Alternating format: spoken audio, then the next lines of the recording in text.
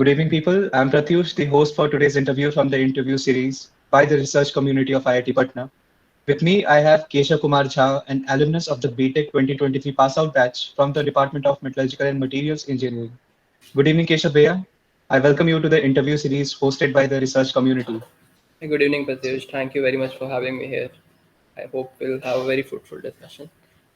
Absolutely, Bhaiya. So, as we begin, we would be delighted to know a little more about you. Perhaps you should take the stage right now. Yeah, so I as you already said, 2020 batch, metallurgical and materials engineering. I am from Noida, uh, although a Bihari family, and now my main area of research has been ceramics, oxide ceramics more specifically right now. But my idea is to go into the kind of research that could help achieve our fight against climate change to work towards that. And apart from the science, I do a couple of other things, say graphic designing, quizzing, and I read a lot of books, generally non-fiction. So yeah, that's it, I guess.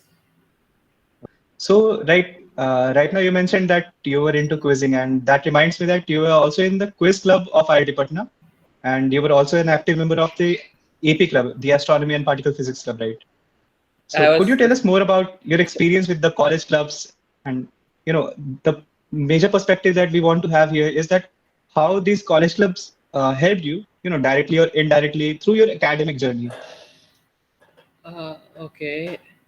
So, as you mentioned, two clubs. Apart from these two clubs, I was also a member of this uh, material science society, engineering society that we have of the department. So, and the one interesting thing in all of these three clubs, I was among the, or we would say, the founding members, among the initial members of the club. So That's that so is, I good, yeah. think, one of the major points that actually helped me in my development.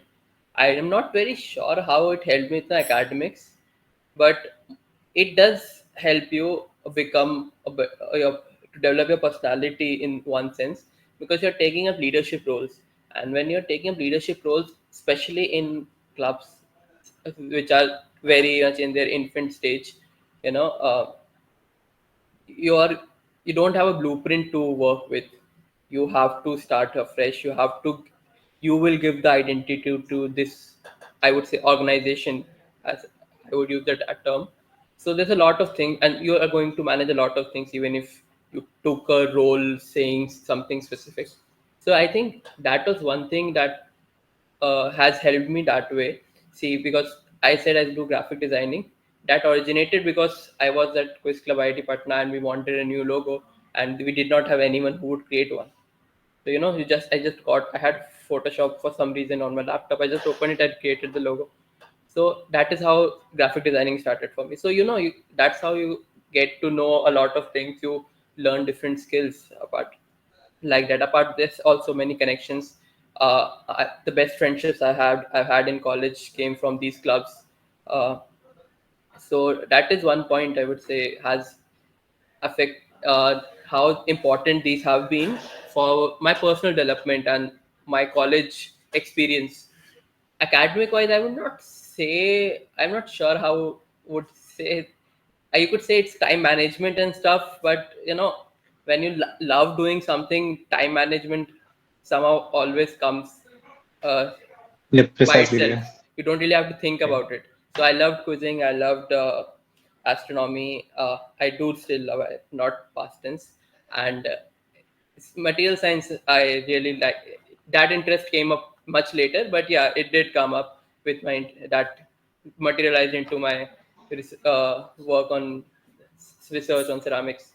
So that way, yes, it does they are the base these clubs are the basis of my college experience, as I would call it.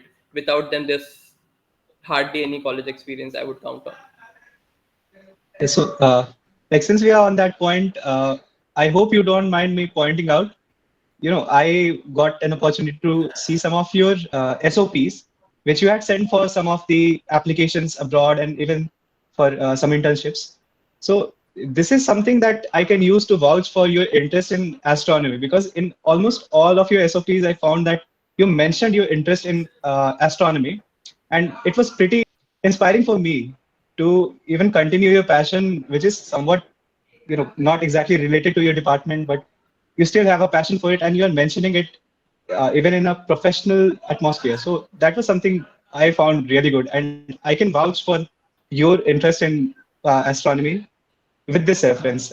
So in that Uh, sense, I'm not doing anything professionally or academically in astronomy as of now. It's more of an interest that has gained. But yeah, I always mention all of these things that I do because I believe when you are writing an SOP, you have to present that you what kind of a person you are. And I think these interests make me the person I am. It does show that the varied interest that I call myself a person of varied interests. So if I'm calling that, I need to prove that. So that is why I do mention the astronomy. I do mention quizzing, reading, and designing and stuff like that. Thanks for Absolutely, mentioning bro. that. Okay. So I guess we should move to the part the which is the primary purpose of this interview. So please correct me if I'm wrong, but your B.Tech is adorned with 4 research papers and a patent filed while being from a core branch. So it's a pretty incredible feat to achieve, especially when patents and publications demand such expertise and novelty in the subject matter. So, we would love to hear your experience of the research journey you have had so far, and especially what mindset should an aspiring researcher have uh, from the perspective of a B.Tech researcher. Right. Thanks for asking. So yeah, so these four publications and there's even a patent file. So these are, I would just being a little bit pedantic here. They're not technically just B.Tech work. I stayed a few months after B.Tech as well in college, and that is all of this work that has resulted from that. And of course, a lot of credit for that has to go to my supervisor and my lab mates from whom I have worked. So even with if I had the interest and if I was looking forward to do it, it would not have been possible without the help that I have received, the guidance that I have received. So yes, now coming back to my research journey, I will say for after first at the end of the first year we went home due to COVID. That is when COVID hit. So and we did not have seniors in metallurgy branch. So there's not of much of an and you can't really interact that freely with professors as much when you're in first year or something. uh, Although Precisely. our professors I we were very lucky with our professors, very friendly, always ready for guidance, but as a first year you are not so free, not so confident about talking so much with the professor. So when you are in that stage, it's very likely that whenever you ask for career guidance from any senior from other branch or anyone, they will always direct you towards IT field, which is the trend right now. So This is something till even we experienced in the initial years. Uh, so that's a common phenomenon that happens. So until third year, you would say, at least until second year, I had no idea what I'm going to do with my career. Even in third year, I was very confused. I thought I would go into the field of astronomy. Should I go into that field? Should I go into industry? Should I try something new? I was not very sure. But there's one thing that I've always done is always liked acquiring knowledge. So like I've always valued knowledge in my life. So in that sense, research looked like a very viable option, career option that I should try. So at the end of third year, I did my internship at IIT Bombay, uh, a 2 month internship during the summer break. So that was my first experience in a lab. After which at the end of it, I was sure, okay, I am going to do a PhD. I've seen how research looks like, and I think I'm interested in it. So I came with the idea, and I was also told that you can do a PhD without a master's as well, which was a big relief because masters involve a lot of financial uh, risk. So you're going to pay a lot of money. While in PhD you do receive a stipend, so it's financially more viable. So I was told that you can do a PhD without a master's as well. So then I went to IIT Patna. My BTP had to start. I told my supervisor, I want to do a PhD. That is for sure. Now what do I need to do with it? So he said that if you want to do a PhD, you have to show that you can do research. So it started with one project. Then when the lab members and professors saw that giving my, I was being regular with my work and all this, so they started including me in other projects as well. So you know, at one point I was working on say two projects simultaneously because a lot of our processes take time. So while waiting, you could always put your mind to another project. So that way, I had the support from my supervisor and lab mate, so I could work on multiple projects at a time. So which initially then, of course, converted into publications that you see. So yeah, it was this way I did this. So what advice I would give for the younger the B.Tech students who want to come into research.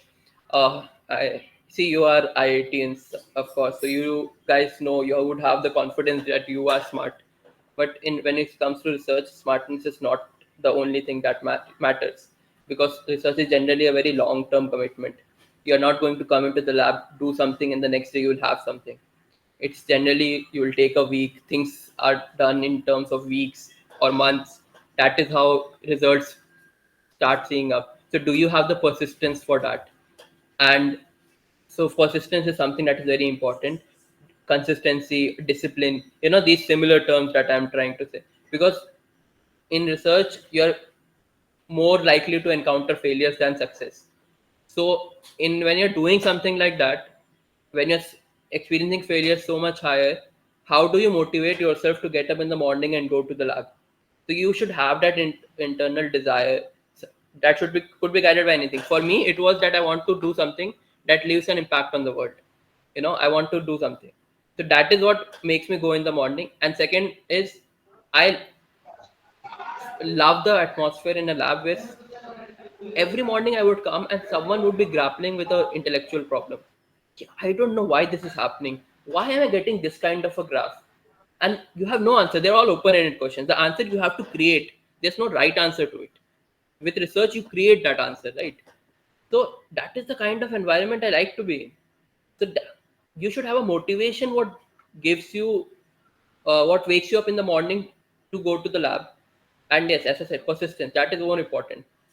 So that one problem with B.Techs, I have seen B.Tech who want to do that, they feel like they are smart, so they would be able to do it, and they want it very quick, fast. I can read a paper in say 5 minutes, so I want things to be at that speed. But research does not always go with it, especially when you're doing something in core research. Is something like the research I was doing, sample preparation itself took 2 days. So 2 days it would for me Exactly. take me to prepare a sample. Then only I would actually get to know if my sample is even right or not for me to Yeah. conduct further analysis.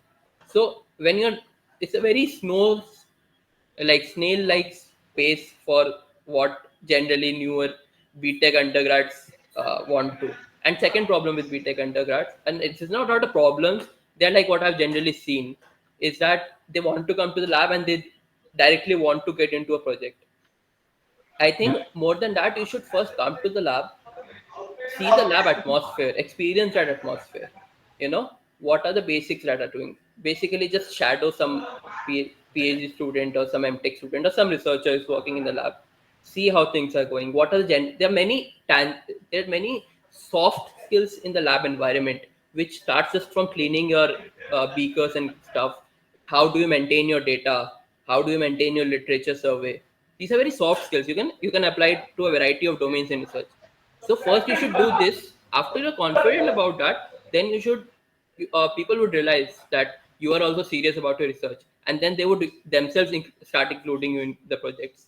So that way it would be a more organic way to start a project than to go straight head first into it and be completely confused about what is happening. Yeah. That was absolutely enlightening there. We definitely might have listeners who might be pursuing a related domain, like a domain which is similar to yours. So, would you like to brief them about some of the exact work that you have done and somewhat domain-related technical challenges you might have faced? Uh, so I can give you an idea about the work I've done. So zirconia is a very important ceramic material that is used in a variety of different things. But the problem of this zirconia, it's at room temperature, it is present in monoclinic phase. But when we want to use it, we usually want it in a tetragonal phase or cubic phase. So we dope it with other materials. So our objective always is to make sure that we can have minimum dopant concentration in zirconia to achieve that phase stabilization, as well as the second objective was to lower the sintering. As people in ceramics would know, you sinter the ceramics after with your powder is sintered to make ceramics. So to how do I lower the sintering temperature? Because if ceramics is going to be used in industry and they are going to be sintered at higher temperatures, you can imagine how much heat they are going to use. So that is a lot of energy that is going to be used in industry. So energy efficiency you want to achieve. So my most of my research in very short terms can be uh, at what I've done at IIT Patna can be condensed into 2 points. Is one, I wanted to reduce the dopant concentration in doped zirconia, and the other was to reduce the sintering temperature as to achieve cost efficiency or energy efficiency of the process. But my BTP was a bit different. My BTP was on lanthanum ceriate ceramics. So it was a very interesting project that way because it was, I would say that was the first project, of course, that I worked on, and one of the most important for me as of now, I would say, because it gave me a lot of intellectual growth as a researcher. So I did this thing called hot pressing, and sintering is just a method of sintering, and I achieved results which were very different from what the literature suggests.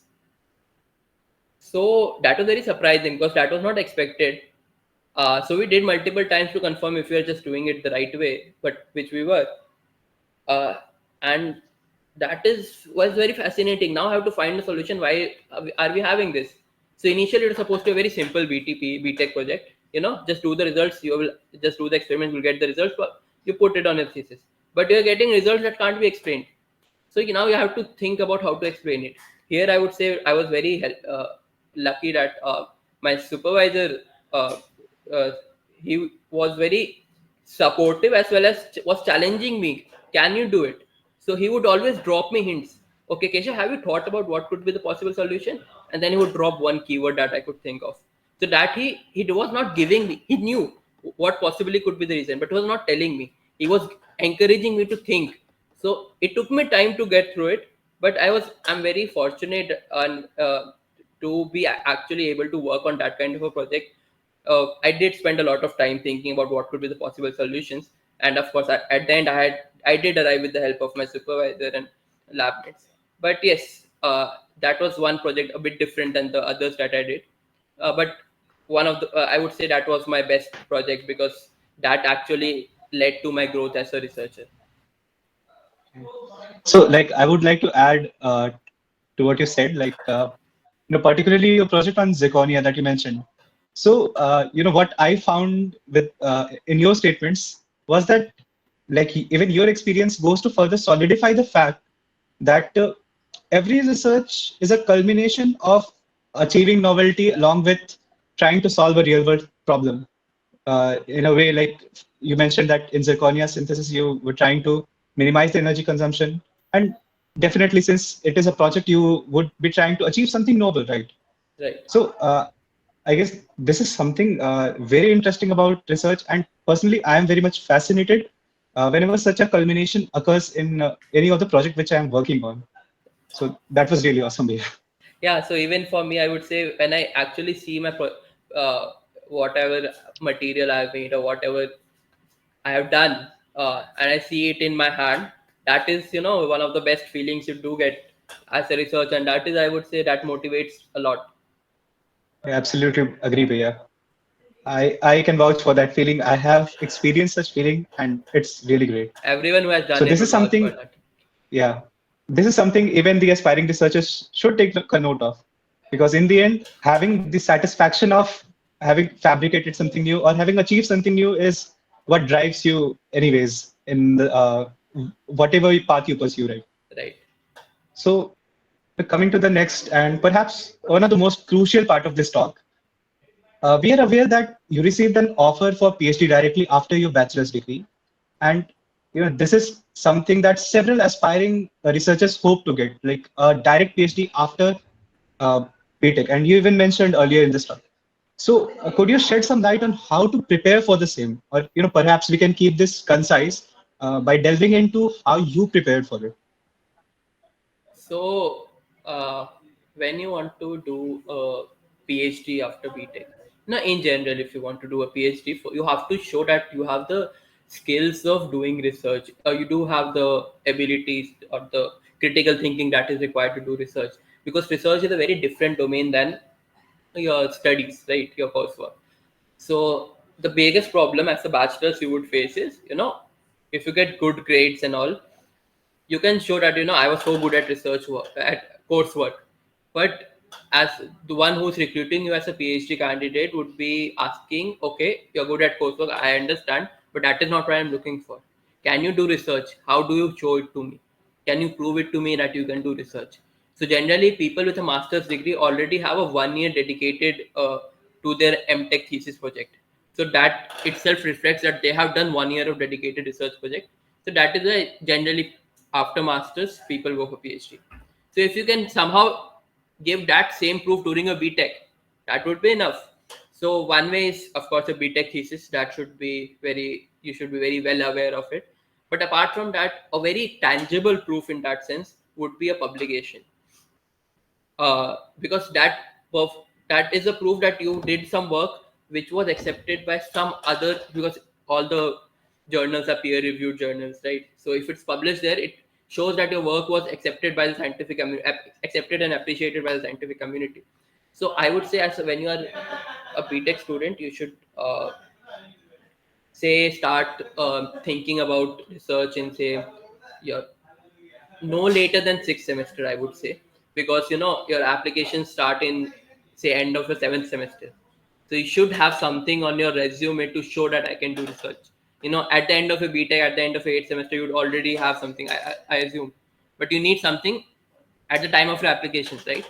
So if you're planning for a PhD directly after BTech, I would say you should start by, say, fifth semester, sixth semester, you know, and so that when you're applying, you have some good amount of work, some on some project that you can explain them about, I've done this. And I would personally suggest that you should have a publication, preferably first author publication, because first, when you're a first author of a publication, it shows that you led the research project. If you're a second, third, fourth, or fifth, whatever author, it might show that you, say, contributed in some form or the other. Your contribution remains very, what's the subjective, they are not very convinced. But if it's a first author, people are very convinced that you led the experiments here. So that way, if it's a first author publication, even if it's not a very high impact journal or not a very reputable, that among the top journals, it would still show that, okay, as a bachelor's, I have shown the ability to do research. So that is one important point that you should do. Apart from that, I think a good coursework academic record. I'm not saying always exceptional. I did not have an exceptional academic record. I had a good academic record. I would say I had around 8 CPI. So a good academic record, and then of course, when you're doing research projects, you will get better letter of recommendation from your professors. So a professor under whom you have done your research, they would be better able to write about your abilities as a future PhD student. So your LORs would also improve when you are doing these projects for a longer period of time. So that is also an important point that is part of your application process. And then of course your SOPs and all these all contribute. But when you are thinking about doing PhD directly after BTech, you should know for a fact that there are many countries that still do not accept or are not very keen on taking BTech directly after a PhD. So US is very safe option that way. USA, it's pretty common to go, but say in Europe, it is very difficult because European PhDs are just 3 years. Many of them would say directly that we only take people with master's degree. UK is one exception. In UK, you can find colleges that would take it. In Canada, also, there's like, I think 50-50 case. Sometimes they ask, sometimes they don't. So your options get limited in that sense. They're mostly in USA when you want to do after BTech, because I think even at Singapore they would ask you for a masters. Europe, they would ask for masters, and even in Asia, I think Japan and Korea. So your options are a bit limited that way. But if you're aiming for USA colleges in USA, that should not be a problem. So, often there are some students who have a bias, you could say, or perhaps due to their circumstances, they might not be very much willing to go abroad for higher studies, like at the moment, Right. just after completing their bachelor's degree. Yeah. So, as per you, what are the viable options in India itself? Like some people consider IISc, but then after IISc, there are the genuine IIT. So, what's your take on this? Should they pursue a PhD? Should they go for an application of PhD in those institutions in India itself? Yeah, of course, if you don't want to go outside, then and if you still want to do PhD, then I believe you're left with just one option. You have it's not a bad option either; it's a good option. But whenever, it's a general advice, be it in India or abroad, whenever you're applying for a PhD, one critical thing in PhD application that makes it different from master's application is in master's application you look for a better college, what is the university that I'm going to. But in Yeah, PhD, because it's more of a one-on-one interaction with you, between you and your supervisor, you should go what topic I want to research on, what field I want to go in, and what supervisor I want to work under. That is more important. So if you say find you are interested in some field and you feel like the best work in this field in India is done say at IIT Patna, so you don't need to go to ISC or IIT Bombay. Then you would do at IIT Patna under the supervisor that you were aiming to work with. So that way you should have a look at what supervisor, which field I want to work in and which supervisor I want to work with. Because at a PhD it's a very one-on-one thing. You should not go just by university names. Of course, big universities expected to have more facilities and a lot of other opportunities and stuff. But in the end, it's a very one-on-one thing. You are going to spend all your time in one lab only. You're going to interact with one professor for most of the time. So you have to make sure that that is where you should be very comfortable with. So if you're working, so uh, they should, if you want to work in India, that's also a very good option. I would not even say that it's a you know choice between abroad or India. It's just I want to do a PhD. Where do I go? That's the kind of situation. So you should not be. There's not really a geographical barrier. Abroad is good or India is good. You should look for the best lab that you want to work in. so I guess this is something like most of the students miss out, and this is a very important point in my opinion. Like the thing you mentioned about one-on-one interaction, this is something people really miss out while aiming for higher studies. I guess it is fine for masters, as you said, but yeah, as for PhD, I have a change of thought when you mentioned that point. So I guess choosing the best supervisor is the most crucial thing. Yeah, so So in my field specifically, I would say there are multiple labs or centers. I would say that are and I would say at the forefront of the research, and they're not at some QS top 10 or top 20. There are some there as well, of course, yeah, but I can't just go on QS rankings or some other kind of ranking to find the best labs that the leading the research in this field. So you should keep your eyes and ears open to see. There might be these good labs might be hidden in nooks and corners if you haven't done your research good enough. okay. So another research is required for searching for the best place to research Yeah, to if pursue you're your research career. yeah, if you're working on the same field, you would know because you would be reading a lot of literature. Through that, you Yeah, would know. Okay, this lab. I read a lot of papers from this lab group. So this lab group would probably be yeah. working on uh, this kind of project. So I can try that. So that way, if you're Yes, doing well on a research project, also you would get to know about a lot of places where this kind of research is happening. precisely. Yeah. So one of the most important dilemma that the students face, even at a moment of time, I even faced, and at the back of my mind, this is a dilemma that still persists in my mind. That at the end of our B.Tech, the final year, especially in the seventh semester, companies start coming, and even the people who have had a clear goal of pursuing higher studies often try to shift towards job when they see their peers getting placed with really good packages. So What's your take, and how should a student tackle with such a dilemma? I mean, of course, if placements comes around, you would always look around. Okay, so this, you would always think that this is a safe option. Okay, I can take it to a placement because placements happen say latest with December, and you don't really have any offer in hand at that time. So it's very likely and it's very natural to think, I why not just pursue all the options that I have, because I don't want to be sitting at home after B.Tech, right? So it's all right if you think so, but uh, I would say you should have a resolve what I want Yeah. to do. Because if you are always confused between the two, then probably you're not going to give all your 100% of yourself or your resources into one of them. So that way you are always under selling yourself, underutilizing yourself in either industry or being in research or higher studies. So that way you have to be very resolved about, very confident about what you want to do. If you are very sure that you I want to do higher studies only, then I think if you're so sure about yourself, the idea of placements would not be very conflicting with your ideas. So it would not really affect you as much. It would only affect you if you're still very confused. Oh, should I do? Should I not? There are a lot of people, they don't get a very good placement, then they start thinking about higher studies. So that also happens. So it Yeah. goes both ways. Uh, so I would say it's more like how clear are you about your ideas, what you want about what you want to do. If you do that, I think this problem would be solved. And just everyone should know that just feeling a bit low, seeing people, if you're planning to go into higher studies and seeing your peers who are going getting such high packages and just securing their post BTech before you get your offers and all, at that time you might feel low or you might feel tempted to go in the other direction. The grass might look greener on the other side.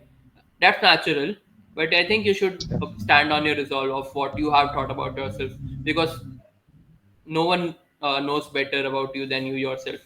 So if you have decided on it, I believe you should be also believing that you can do it. I guess that gives a lot more clarity about how we should, have a mindset about what we wish to do. So, Bhaiya, it came to us, and this was really unfortunate that you had an offer from Oxford for a PhD, but due to some circumstances, you had to deny it, right? And so, what were the circumstances? Because this is something that might occur to other students as well. So, it might be really helpful if you could enlighten us on that matter. So when I was thinking about PhD, of course, I was of the idea that Europe does not take PhDs without a master's degree. So I was aiming for US only. But when I was just mailing professors in the USA and all, I thought there is so Oxford list releases a list of projects that are open for PhD students. So I saw a couple of projects that were of my interest. So I know why not just mail them, right? So I just mailed at Oxford. The professor replied. I had a conversation with the professor. They really liked. Uh, they encouraged me to apply to Oxford. So I did apply. Gave the official interviews later, and then I did get an offer. So what happens at in UK and in Europe in general is that your funding and your offer admission, they are two different things. In USA that's not a problem. Your offer is always accompanied by a funding information, like this much funding you will get. So you'll really receive funding along with the admission offer. But that's not the case in Europe or UK. So what happens is you get an offer, that is one thing, and you fund getting a funding is a different thing. And so at Oxford, I was selected for the position. So I was given an admission offer, but it said that I would still be considered for uh, different kind of scholarship or funding options, which included say department funding. They fund a few students from the department. Then there are a few scholarships at Oxford uh, that are specifically for say Indian students or specifically for material science students. There are multiple scholarships that are within Oxford as well. So one thing at Oxford is that your application admission document only is considered for scholarship application as well. So I could not secure any of those funding opportunities. So I got my offer in February, and I Oxford had given me time till 15th July to have some funding opportunity with myself. till April mostly they give whatever scholarship opportunities are available at inside Oxford, internal scholarships as they call it. So most of them are released by April. I did not get any of them, and there are some external scholarships. They're not much by the Indian. So many countries also have government given scholarships. So the students from those countries go and study at Oxford. So they arrange those scholarships. But India, for whatever I've researched, I don't think we have much of uh, the scholarships from Indian government or some state government, something that I could use. So I had to rely on those internal scholarships of Oxford, and I think I was a bit late. So there this Rhodes scholarship as well, and a couple of other scholarships that also happened. So yeah, so basically that happened is I had an admission offer, but I did not have any funding with me, so I could not fund my PhD. That is why I had to deny the offer. So when you're, if anyone who's applying for PhD in Europe and in Europe in general, they should look forward for funding opportunities. Their funding scholarships available. So they need different applications apart from your application for admission in a PhD. So then, if you're looking towards Europe, you should look towards to both of these things. So just advice I would give is uh, give equal weightage to give equal time to think about both of these, because you should get both of these before you continue your studies. You're not going to fund your PhD on your own money. You can't really. That's a lot of money. So this is something all the aspiring researchers should take a note of. And I'm very thankful to you, Bhaiya, for sharing this entire experience with us. It certainly will be enlightening for a lot of the students here.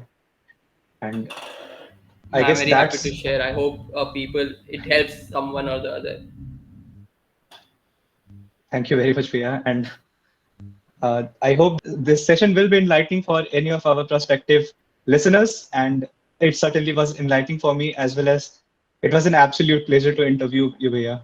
This is especially an opportunity for me, a tremendous opportunity that I have been endowed with to interview you, because I'm not trying to flatter you, but you're someone we still hold in high regard in our department even today. So thank you very much for giving us your time. And I thank you from my personal end as well as from the end of research community of IIT Patna. Thank you very much, Bhaiya, for Very this kind words enlightening actually. session. Don't flatter me so much. I really enjoyed being a part of this interview, and and people who know me, you would also know that I really love to talk about and share whatever I could share with my juniors and anyone who wishes to listen. So any of if you, so I really love to talk about it. So thank you for giving me the opportunity to just let me share stuff that I think people would. Uh, find helpful. So, and I would be very happy to help. If it helps someone, I would be very happy. Thank you very much, Bhaiya. So I guess we can wrap up this session today. Sure, sure. Thank you very much for having me. Thank you, Bhaiya.